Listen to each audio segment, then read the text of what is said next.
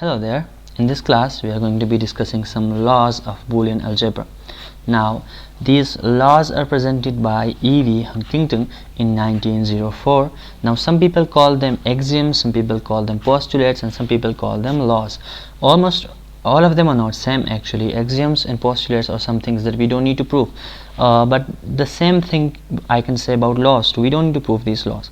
So basically there are four basic laws in Boolean algebra, six basic laws in Boolean algebra.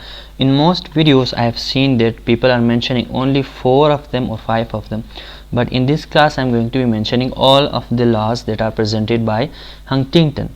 Now these rules have been derived. I have taken them from the book of Mano, as I have given the details about that book in my description too. So I am going to be discussing closure law, identity law, commutative law, distributive law, inverse law, and this last law. Mostly this is for the uniqueness. So these are the laws that we are going to be discussing in our class. So first of all we are going to be discussing the closure law. Now what is closure law? Now you will see that most of these laws are based on OR operation and AND operation. So mostly these laws have two parts, one for OR operation, the other for AND operation. So if we see the closure law says that simply if we are performing any OR operation, we will definitely get a result at the end. So it says that the inputs that you are using, or the variables that you are using, must belong to B. This is where it is saying that. But what is B? B is actually a set that has only two elements, that are 0 and 1. Simply B can be the Boolean algebra. Now in Boolean algebra we know that we only use 0 and 1. So this is the set B that we are going to be discussing further in this class. So it means that if the inputs are belonging to this set B, it means that the result must also belong to B. It simply wants to say that if the inputs are 0 or 1, so the result must also give any value between these zeros and ones. The value thus shall not be apart from other than these two, 0 and 1. So that is what this is trying to say. Similarly, if we see the AND operation, we will definitely get a result. Both of the inputs are going to be belonging to B, but the result must also belong to this B. It means that the result must also be 0 or 1. Okay, so this is what the closure law tells us. In the next section we will see that what identity law says us. What identity law says. Now again with respect to OR operation, if we see that it says that if you perform an OR operation of any variable or any Boolean value with 0, it will give you the same value.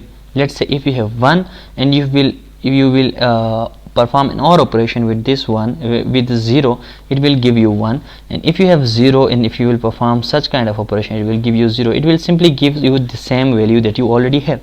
So this is what identity law tries to say. Apart from that, we have identity law for AND operation too. If we have x with performing an AND operation with 1, it will always give us the x. This is the same thing that we have been discussing in mathematics, the additive identity and the multiplicative identity. This one is just like the multiplicative identity, where we are trying to perform an AND operation with any value and it is going to return us the same value. So this is what it tries to say. So this is the identity law. If we see the third law, which is commutative law, so this is a law that we have been discussing from our childhood. Simply it wants to say that the sequence really doesn't matter. If you will perform an AND operation or OR operation from this sequence or this sequence, both are going to give us the same result. Likewise, if I try to perform an operation like this, if I am trying to perform an AND operation between x and y from this sequence or this sequence, nothing really matters. The sequence is going to not going to affect our operation. You can also prove these things by the truth tables. Let's say I have x here and I have y here. Let's say I will write all possible combinations here, 0 0 0 1 1 and 0 1 0 1. Let's say if I try to perform an AND operation, x dot y here, it will give us what? Both are zeros. It means the AND gate will give us 0. In this case there is 1 0, it means it's going to give us 0. Here is another 0, so it is going to give us 0. Here both inputs are 1, so it means that we are going to have 1 at the end.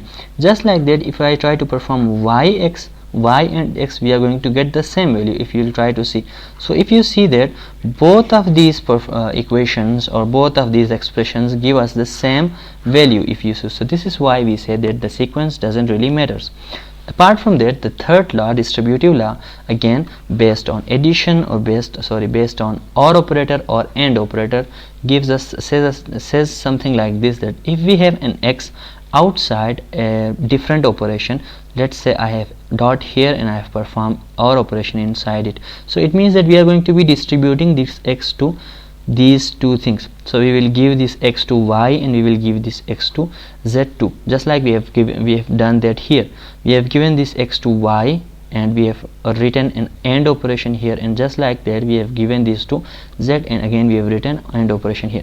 The same thing goes with the other operator too. So this is how a distributive law works.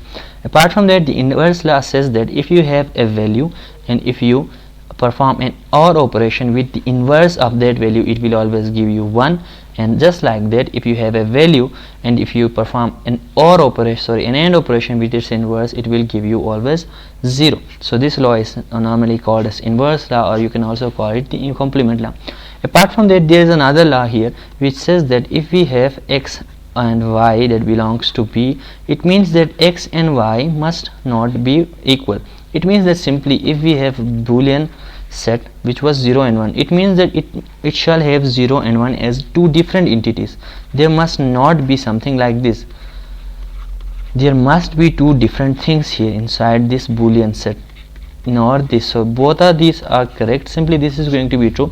This is not just like a really important law according to me or according to other YouTubers that I have seen, but still this is mentioned in the book of Maurice Mano. Simply this is for the uniqueness of elements inside the set B. So that is why we are discussing this.